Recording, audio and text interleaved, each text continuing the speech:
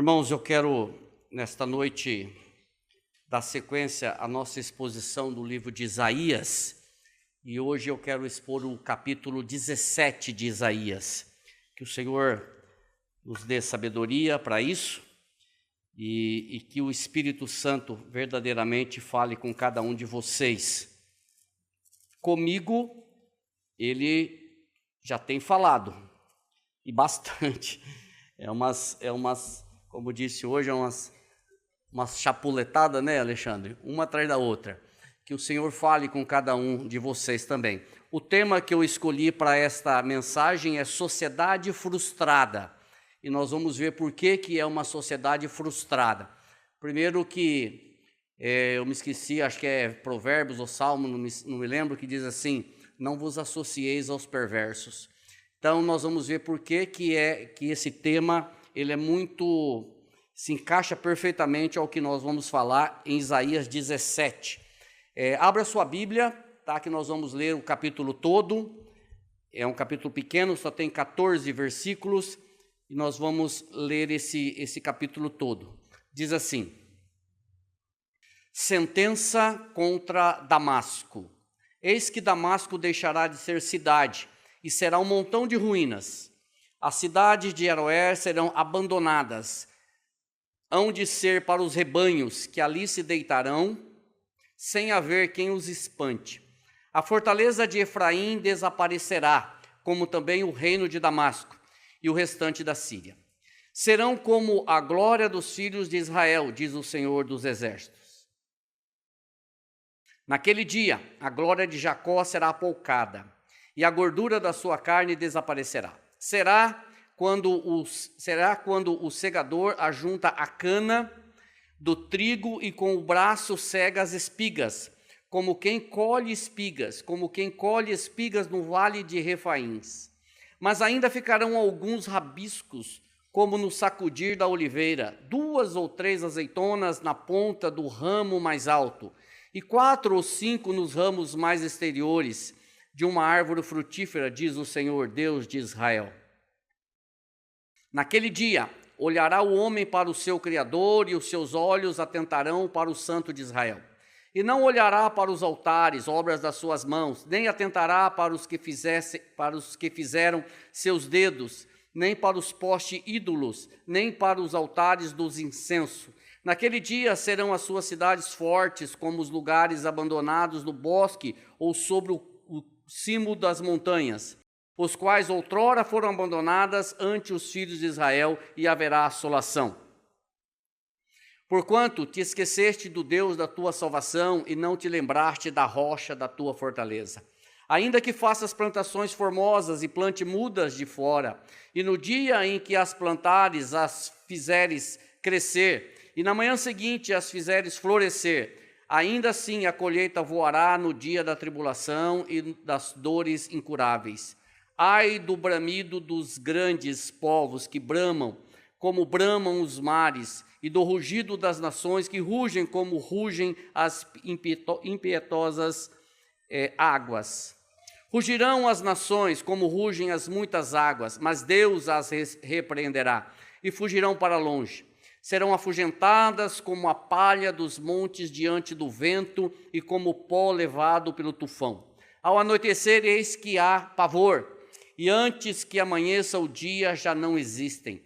Este é o quinhão daqueles que nos despojam, e a sorte daqueles que nos saqueiam. Escute o estrondo dos exércitos que avançam como ondas estrondosas. Que o Senhor nos dê graça para nós falarmos desse texto e ver o que o Senhor tem para nos ensinar através dele. Eu quero só um pouquinho fazer um pano aqui de fundo para nós entendermos o que está acontecendo. Se você olhar do capítulo 14 até o capítulo 22, 23 de Isaías, ali são diversas profecias contra povos do Reino do Sul, contra o Reino do Sul, o Reino do Norte, ou outros povos que saquearam o povo de Israel durante muito tempo. E nós percebemos nessas passagens que o Senhor vem agindo no decorrer da história. E sempre, quando nós estudamos isso aqui e quando nós lemos, quando nós ouvimos aquilo que o irmão Gabriel leu aqui antes na abertura, nós percebemos que o Senhor continua no controle. Quando a gente percebe lá, houve fome, houve peste, houve isso, houve aquilo, o Senhor dizendo, eu fiz isso, mesmo que o homem ache que ele está no controle, nós sabemos que o controle permanece nas mãos do Senhor. O homem continua agindo como se ele estivesse no controle. O homem, ele age como se ele fosse o dono da situação, como se ele conseguisse fazer algo para cá ou algo para lá. Mas a história bíblica nos mostra que o Senhor, ele continua fazendo tudo o que é da vontade dele, mesmo que para isso ele use situações, ele usa homens, ele usa exércitos, ele usa nações para que o plano dele, que não pode ser frustrado, se concretize. E nós somos usados pelo Senhor em cima disso. E esta profecia, ela foi dada para a Síria, mas nós percebemos que às vezes o profeta fala da Síria, às vezes o profeta fala de Israel, que é o reino do norte, às vezes ele fala dos dois ao mesmo tempo. Então nós vamos destrinchar isso aqui e vamos esclarecer e ver quando que é um, quando que é outro, e qual é a conclusão, o resultado de toda essa profecia que o profeta Isaías lançou contra este povo. Primeiro, quando nós percebemos, o Senhor, ele organizou a história, quando o profeta profetizou, lançou a profecia sobre a destruição da Babilônia. Quem consegue lembrar disso daqui no capítulo 14, ali o Senhor salva, através da profecia, o Senhor restabelece ou recupera ou mantém intacto um povo. Isaías capítulo 14. Segundo, ele organiza a questão da vinda do Messias, quando o profeta Isaías profetiza a destruição da Filístia ou dos filisteus, também no capítulo 14. Terceiro, ele organiza a história com a promessa da salvação para os gentios, quando ele no capítulo 15 e 16, ele vem com a profecia da salvação para os gentios, que ali ele fala sobre os moabitas, e no final ele fala sobre a salvação dos gentios. E se você analisar todo o capítulo de Isaías, a partir daqui até aqui, melhor dizendo, todos os capítulos, a gente percebe que o profeta está falando da vinda do Messias, o broto de Judá, o renovo de Israel, aquele que virá. Então ele vem falando gradativamente da vinda do Messias. E nestas profecias todas nós percebemos a vinda do Messias. Até que ele chega no capítulo 9, ele fala de um filho que haveria de nascer, e o seu nome será maravilhoso, conselheiro, Deus forte, Pai da eternidade, príncipe da paz. Então ele vem trazendo gradativamente a história da vinda do Messias, do filho de Jessé, que é de onde viria a descendência do Messias na carne, filho de Davi.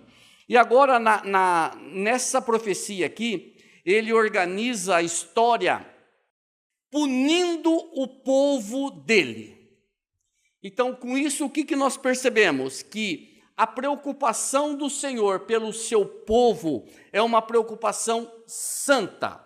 E por ser uma preocupação santa, ele não alivia, vou usar um termo aqui, chulo, ele não passa a mão, ele não coloca panos quentes no pecado do seu povo. Da mesma forma que o Senhor, ele tem uma preocupação santa com o seu povo, ele pune o pecado do seu povo.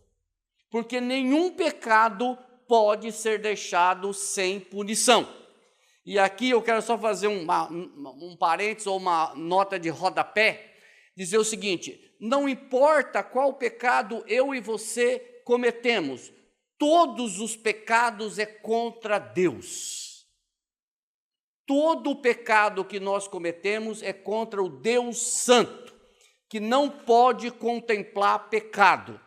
E isso era, é e será até a volta de Cristo Jesus. Então, todos os pecados, o Senhor nunca deixou de puni-los.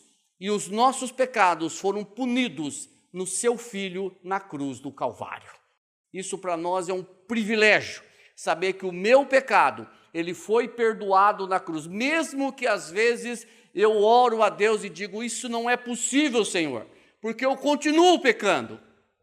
Isso não é possível, Senhor, porque eu continuo errando. Mas eu estou num processo de santificação até o dia da vinda do Senhor. O meu pecado e o seu pecado, se você crê em Cristo Jesus como seu Salvador, seu Senhor, Salvador e Senhor, o teu pecado foi punido na cruz do Calvário, no corpo de Cristo. E ali nós morremos com Ele.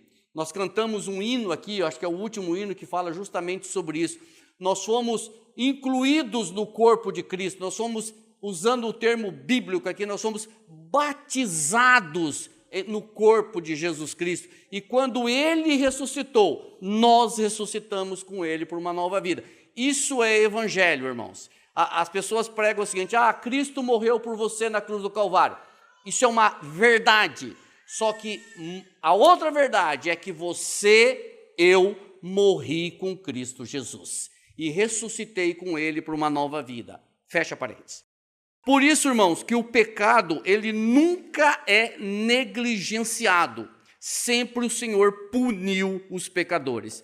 Então eu quero começar aqui, Isaías 17, eu vou ler do versículo 1 até o versículo 3, que diz assim: sentença ou profecia contra Damasco. Eis que Damasco deixará de ser cidade, será um montão de ruínas. A cidade de Aroer serão abandonadas, hão de ser para rebanhos, que aí se deitarão sem haver quem os espante. A fortaleza de Efraim desaparecerá, como também o reino de Damasco e o restante da Síria. Serão como a glória dos filhos de Israel, diz o Senhor dos Exércitos. Bom, quem é Damasco? Para começar, para nós entendermos um pouco da história. Damasco é a capital da Síria. Esta era a principal cidade, era a principal rota comercial entre a Mesopotâmia, o Egito, a Arábia. Era uma cidade chamada Cidade Perfumada. Talvez seja a cidade mais antiga da Bíblia, que manteve o mesmo nome. Ela é citada em Gênesis como Damasco, e ela permanece até hoje. Ela é a capital da Síria. E quando essa profecia ela foi lançada, ela foi feita, Israel, que é também aqui conhecido como Reino do Norte, deixa eu fazer mais uma nota de rodapé. Reino do Norte e Reino do Sul. Por quê? Quando Salomão morreu, o reino foi dividido, bem resumidamente, o reino foi dividido entre dois reinos. Reino do Norte, sob o comando de Jeroboão, e o reino do Sul, sob o comando de Roboão. Roboão é filho de Salomão. Jeroboão não é filho de Salomão, mas ele, por uma desavença ali de imposto, cobrança de imposto, ele ficou com 10 tribos, e Roboão ficou com 2 tribos. A capital do Reino do Norte é Samaria, a capital do Reino do Sul é Jerusalém. Samaria ou Israel, Jerusalém ou Judá. Então, às vezes dá um pouquinho de confusão, assim, a gente fala, mas aqui ele falou de Efraim. Efraim não é nem Judá e nem Reino do Norte. Quem é Efraim? Efraim é Reino do Norte. Mas por quê? Porque era a principal tribo do Reino do Norte. Então, a Bíblia tem essas particularidades que a gente vai aprendendo. Deu um nó na cabeça aí? Deu um tilt? Tudo bem, a gente vai com o tempo, a gente vai chegando lá. Muito bem. Quando essa profecia foi feita a respeito do Reino do Norte, o que o Reino do Norte tinha feito? Ele tinha feito uma sociedade. Por isso que eu coloquei aqui sociedade frustrada. Ele tinha feito uma sociedade com a Síria. O rei do Reino do Norte, que era Peca, ele fez uma sociedade com a Síria. Isso está na Bíblia, capítulo 7, versículo 1. Sucedeu nos dias de Acás, que era o rei, filho de Jotão, filho de Uzias, rei de Judá. Olha só, Acás, filho de Jotão, filho de Uzias, rei de Judá. Esses três foram reinos, eles eram reis do sul. Aconteceu no reinado deles que Rezim, rei da Síria, e Peca, filho de Remalias, rei de Israel, subiram a Jerusalém para pelejarem contra ela. Então, qual que é a sociedade aqui? A sociedade é de Peca, rei de Israel, com Rezim, rei da Síria, para pelejar e destruir quem? Acás, que era rei do sul, reino do sul. Ficou mais claro agora? Então, houve uma sociedade entre o reino do norte com a Síria para destruir o reino do sul. E nós percebemos aqui nessa passagem toda a trama. Ou seja, Israel ele faz um acordo, ele faz uma sociedade com a Síria para conquistar Jerusalém. Só que Jerusalém, ou Judá, ou Reino do Sul, também não ficou parado. O que eles fizeram? Eles fizeram uma outra sociedade frustrada. Eles fizeram uma sociedade com a Assíria. Aqui houve uma sociedade com a Síria. E o Reino do Sul fez uma sociedade com os assírios, lá da Mesopotâmia. Isso também está na Bíblia. Segundo o livro dos Reis, capítulo 6, versículos de 8 a 9. Diz assim: tomou Acás, que era o reino do sul, a prata e o ouro que se acharam na casa do Senhor e nos tesouros da casa do rei, e mandou de presente ao rei da Assíria. O rei da Assíria lhe deu ouvidos, subiu contra Damasco, tomou-a, levou o povo para Quir e matou a Rezim. Ou seja, o reino do sul, eles fizeram um acordo, o reino do sul foi lá e pelejou contra a Síria, e o reino do norte matou o rei da Síria e conquistou o reino do norte. Muito bem, sociedades. Agora, irmãos, veja bem, qual é o bonzinho aqui da história? Nenhum dos dois. Não tem um bonzinho aqui. Os dois são sem vergonha. Sem vergonha em que sentido? Sem vergonha em não dar ouvidos ao que o Senhor estava falando. Os dois eram incrédulos. Tanto o reino do norte, que fez parceria com a Síria, quanto o reino do sul, que fez parceria com os assírios. Tanto um quanto o outro não criam no Senhor. E nós vamos ver por quê. E nós vamos ver qual é a consequência disso. Gabriel trouxe aqui, o Senhor manda alertas. Busquem a mim, creiam em, voltem para mim. Eu estou fazendo isso, creiam em mim. E o povo só distanciando, só distanciando. Nós olhamos para isso aqui e dá vontade de ir lá e dar uns tapas na orelha do povo, não dá? Mas como é que você não enxerga? É só olhar para o espelho hoje.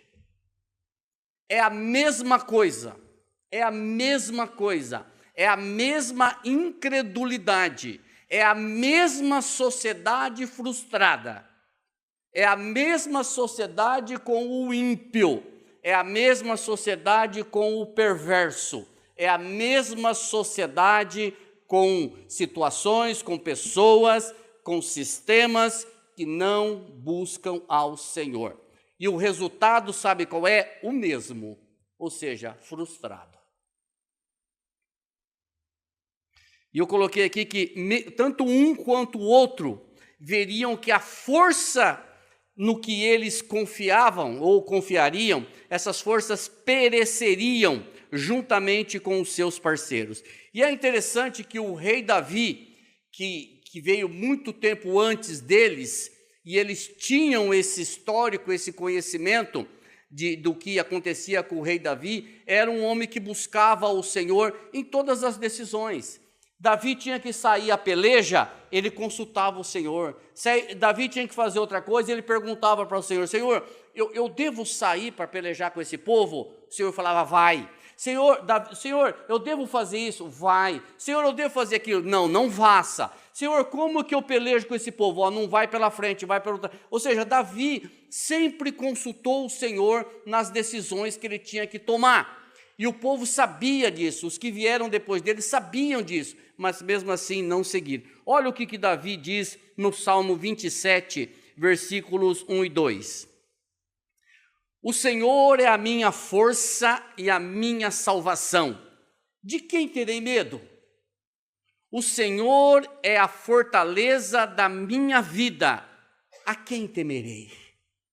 Irmãos, isso aqui precisa ser uma realidade na minha vida e na sua. O Senhor é a minha força e a minha salvação. De quem terei medo?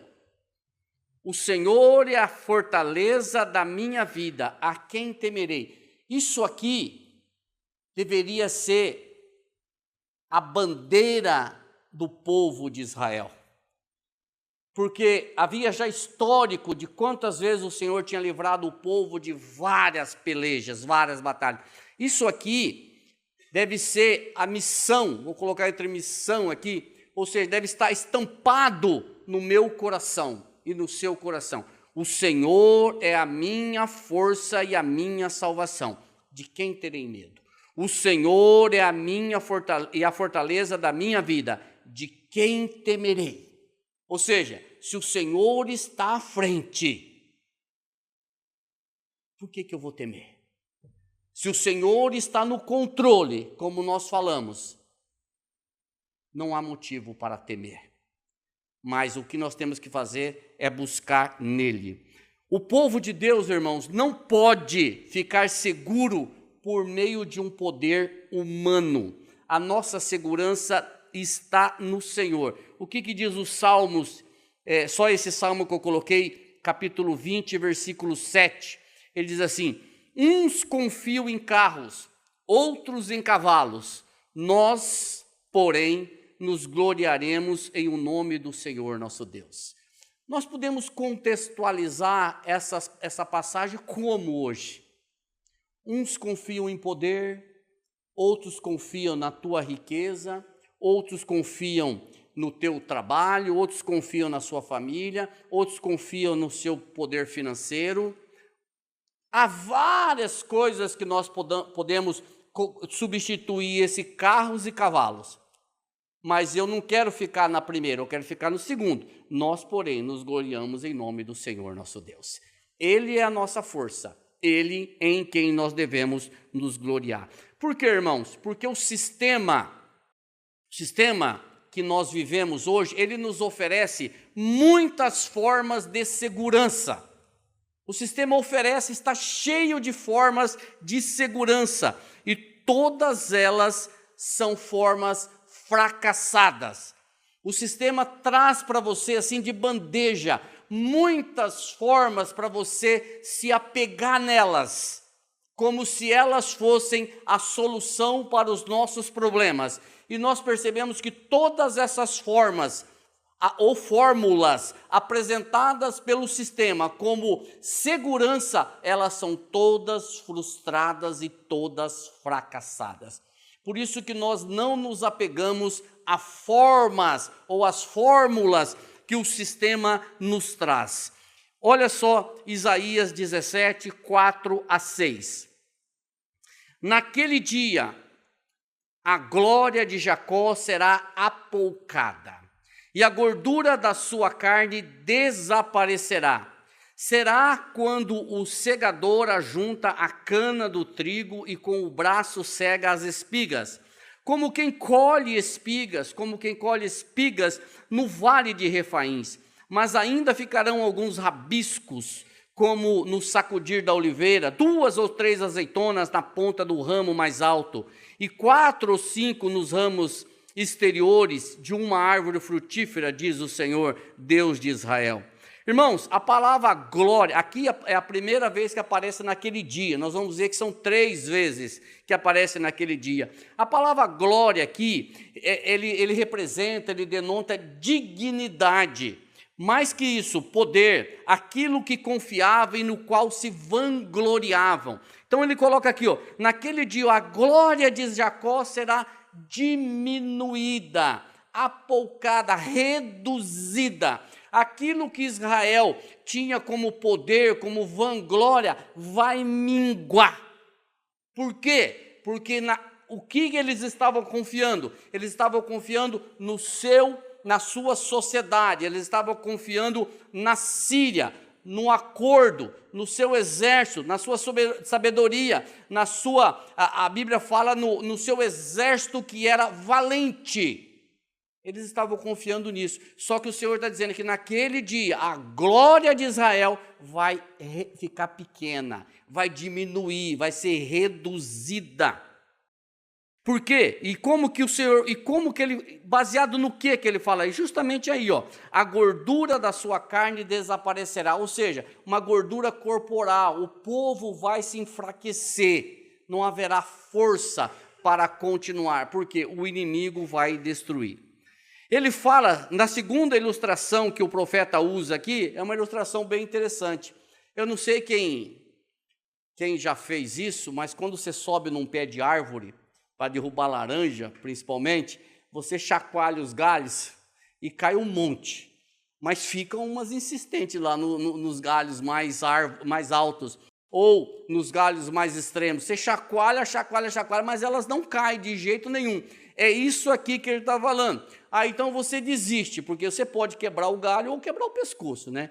Porque você vai lá para apanhar essas laranjas, você pode cair e quebrar o pescoço. Ele está falando justamente isso daí, sobre essa insistência, fazendo essa ilustração, essa analogia de alguns frutos que ficam no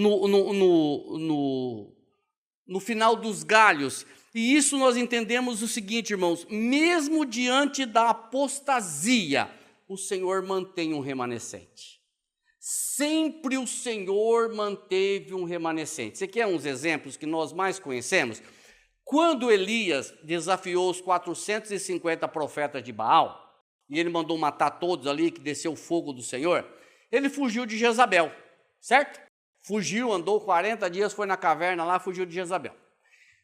Quando o Senhor mandou ele voltar, ele disse: Senhor, mataram todos os seus profetas, só ficou eu. O que o Senhor respondeu para ele? Nada disso, Elias. Ficaram quanto? 7.000 homens que não se dobraram diante de Baal. Ou seja, sempre o Senhor mantém um remanescente. Quer um outro exemplo?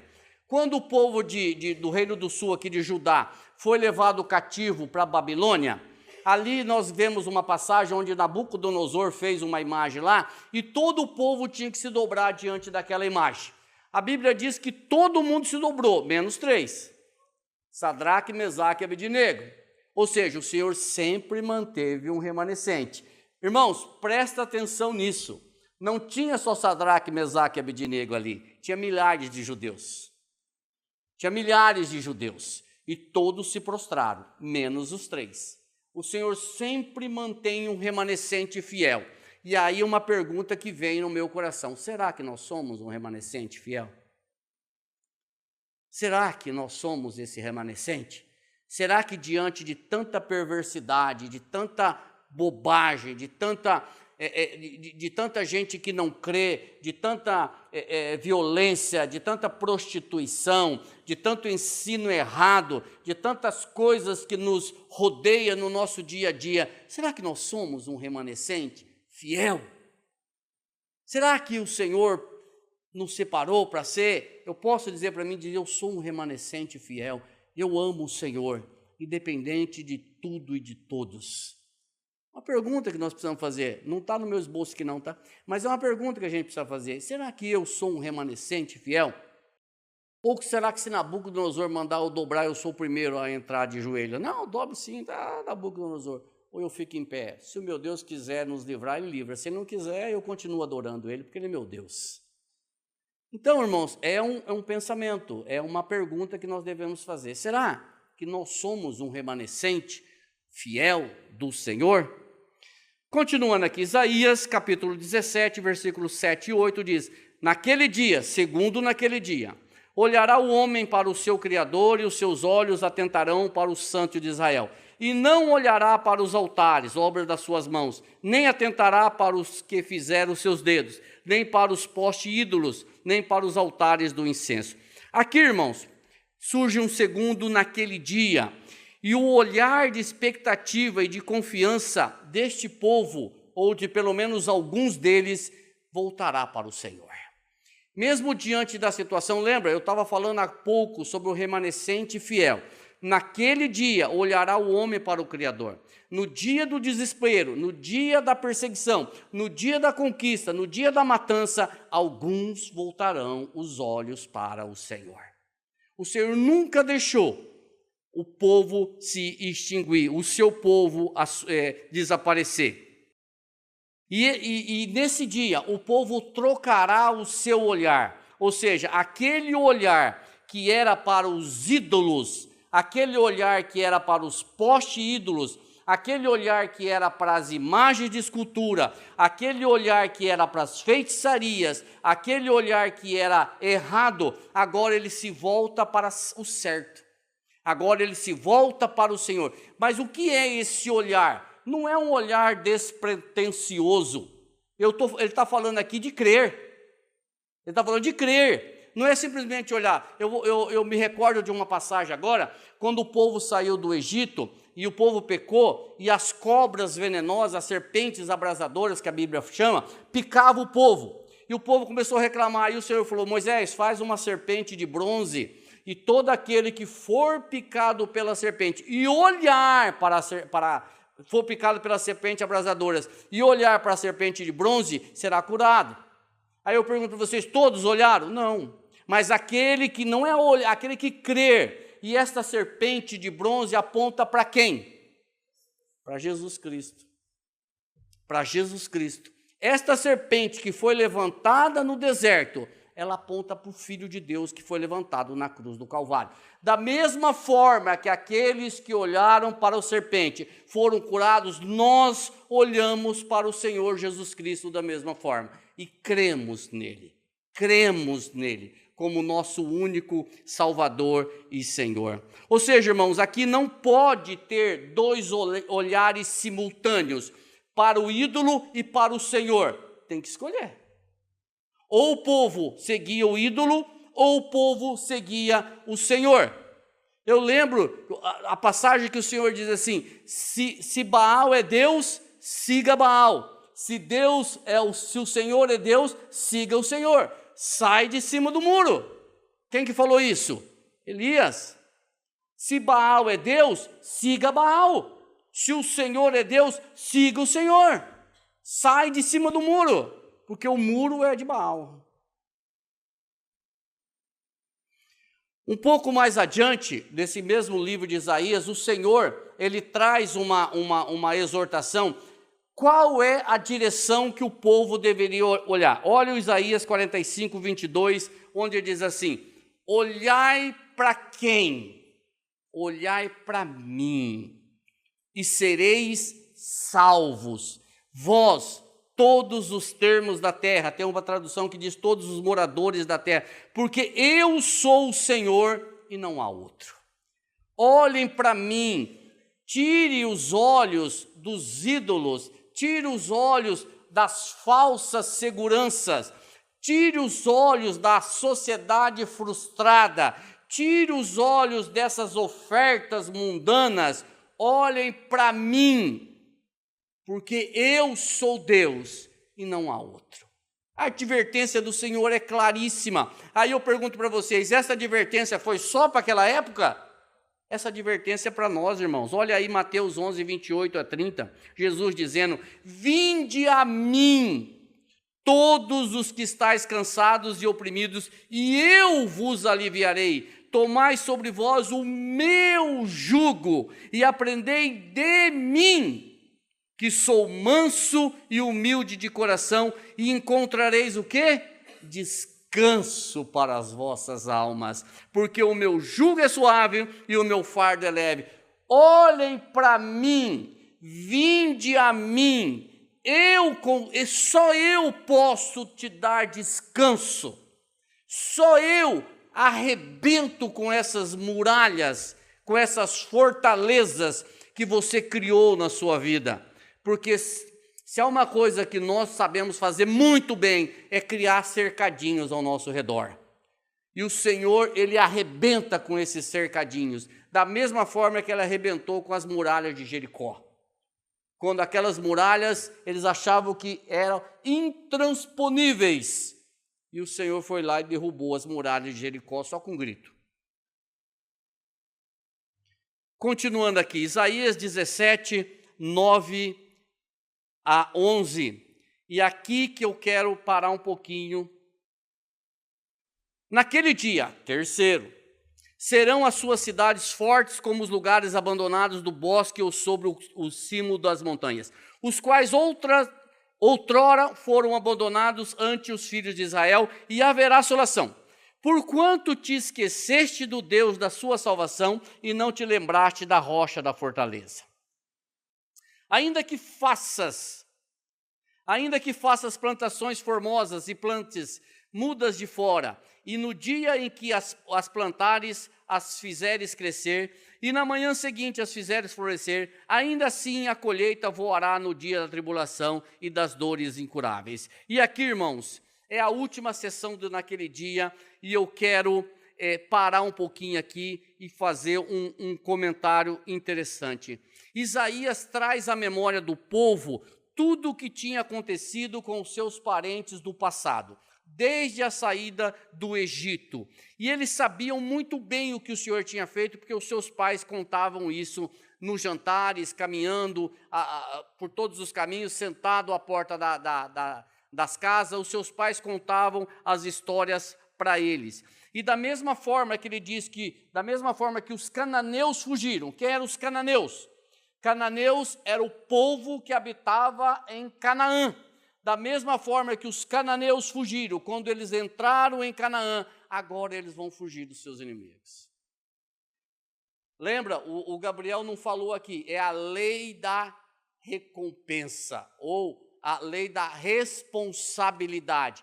Por que isso vai acontecer? Porque se você voltar um pouquinho, você vai ver que eles tiveram duas posturas, duas decisões desastrosas, que é o quê? Olha o versículo 10. Porquanto te esqueceste do Deus da sua salvação e não te lembraste da rocha da tua fortaleza.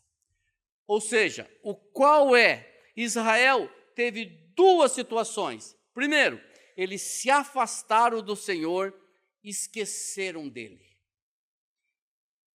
Irmãos, estas decisões, elas foram desastrosas lá e elas são desastrosas hoje. Se esquecer do Senhor, se afastar do Senhor, é desastroso. Alguém disse que a vida cristã é como andar de bicicleta. Se você subir numa bicicleta, ou você pedala, ou você cai. Eu costumo dizer no grupo, os irmãos que estão aqui, que participam do meu grupo, já sabem, que a vida do cristão, o gráfico da vida do cristão é assim, ó. Ou seja, nós podemos ter alguns momentos de instabilidades, mas nunca cair. Ó, sempre crescendo. Alguém disse que, eu dei um tempo para Deus, eu estou instável. Não, eu estou, como é que é? Eu estou estável com Deus. Não, você está regredindo. Você está regredindo.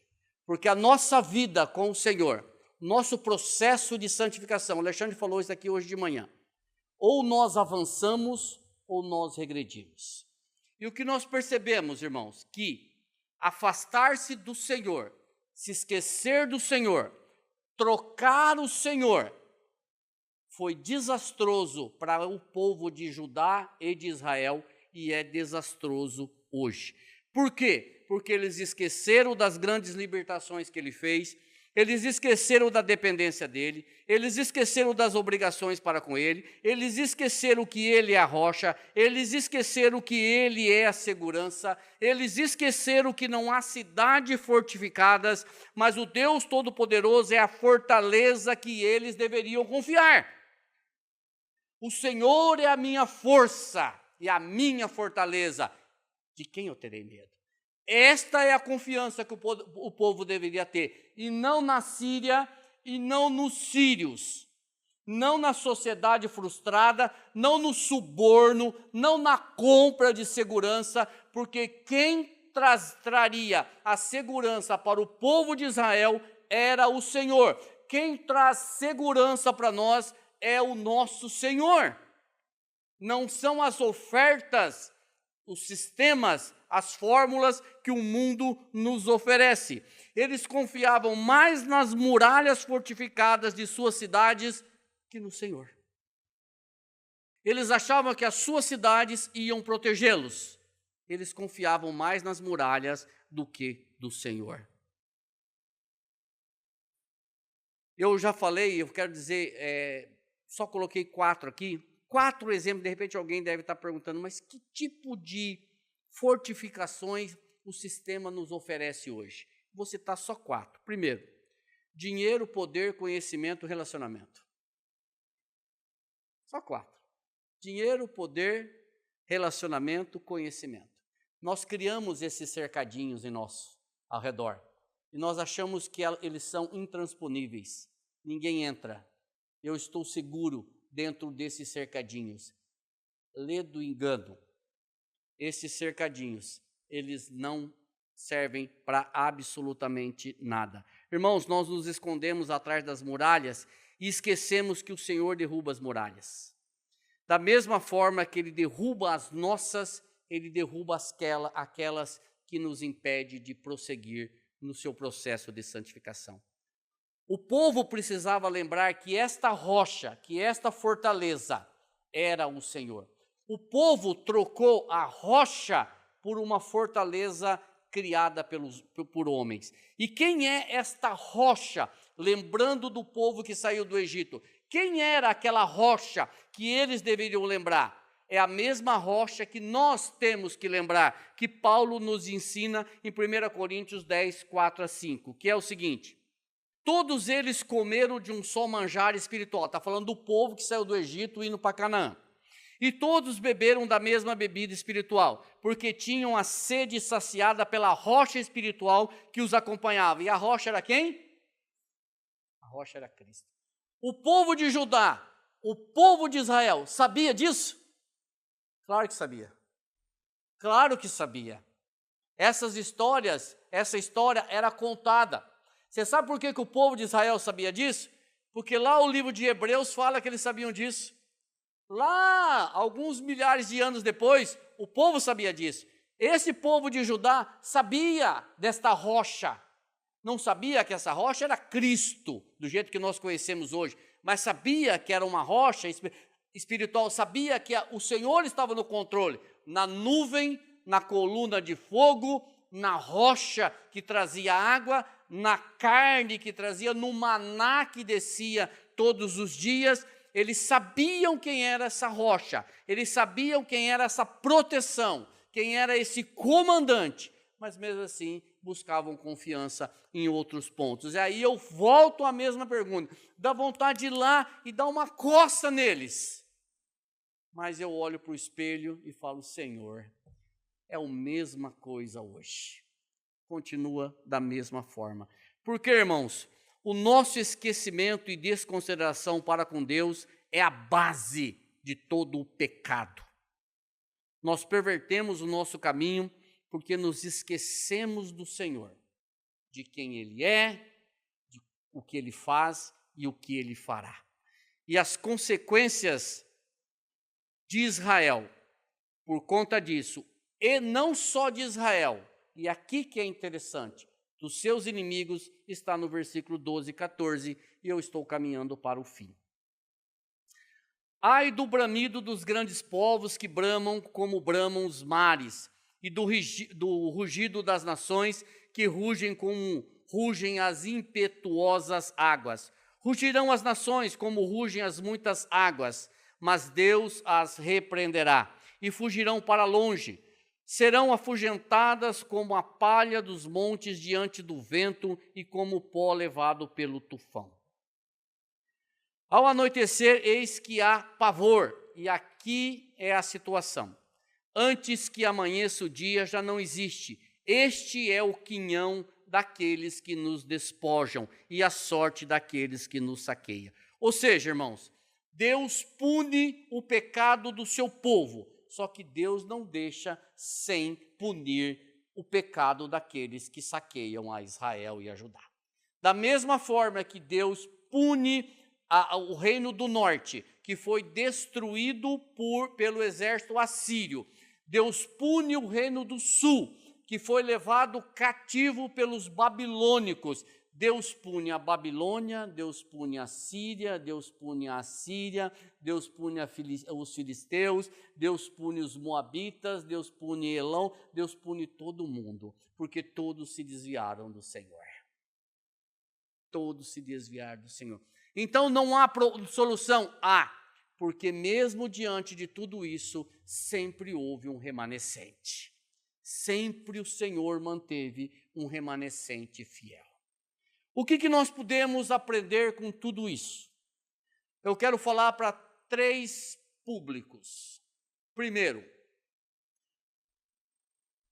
você que ainda pensa, melhor dizendo, que as suas fortalezas que você criou ao seu redor, elas são a solução dos seus problemas. Eu quero dizer para você que você está enganado. Eu quero dizer para você que só há uma salvação para você. Só há uma solução para você. Você que acha que as suas fortalezas, os seus cercadinhos, eles são suficientes para te dar uma vida eterna sossegada. Eu digo para você que está errado. A única possibilidade de você ter uma vida eterna com Cristo é crer nele. Se você não tiver este entendimento, se você não quiser acreditar nisso, eu vou dizer para você, considere isso diante do Senhor. Busque a Ele, creia nele, se lance diante dele. Os teus cercadinhos não te protegerão no dia da vinda do Senhor. Você que tem os seus cercadinhos e que está acomodado no meio dele, peça ao Senhor para destruir os seus cercadinhos. E busquemos ao Senhor nesta caminhada espiritual até a volta de Cristo Jesus. Eu falei 3, né? É só 2. Que o Senhor nos abençoe nesta noite. Que o Senhor abençoe você. Que o Senhor te dê entendimento.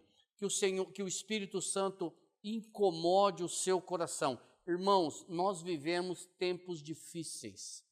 Nós vivemos tempos de apostasia. Nós vivemos tempos de evangelhos rasteiros. Pastor Glênio diz o seguinte, que o evangelho hoje que é pregado é profundo que nem um pires e extenso que nem um mar. Então, irmãos, nós vivemos tempos de evangelho rasteiro, de evangelho que venha trazer comodidade para você, bem-estar para você. Esse tempo conversando, a pessoa diz assim, eu gosto daquela igreja que eu me sinto bem. Eu falei, você deveria ir numa igreja que você se sente mal. Por quê? Porque possivelmente ali estão falando coisas que você só gosta. Verdade. Você precisa ir numa igreja onde alguém te fala a verdade. E falar a verdade, nem sempre nós nos sentimos bem. Então, irmãos, que o Senhor verdadeiramente nos leve a buscá-lo, a entender que Ele é, o Senhor Jesus é a minha fortaleza. Eu creio nele, somente dele. Tiro os olhos de todo engano, de toda idolatria, de tudo que possa trazer competitividade com o Senhor. É fácil? Lógico que não. Lógico que não. Então me dá a fórmula, Flávio. Te dou. Pelo menos umas 4, 5. Leitura da palavra, oração, meditação, comunhão com os irmãos, participação das atividades da comunidade. São só 4 ou 5 para você começar a caminhar.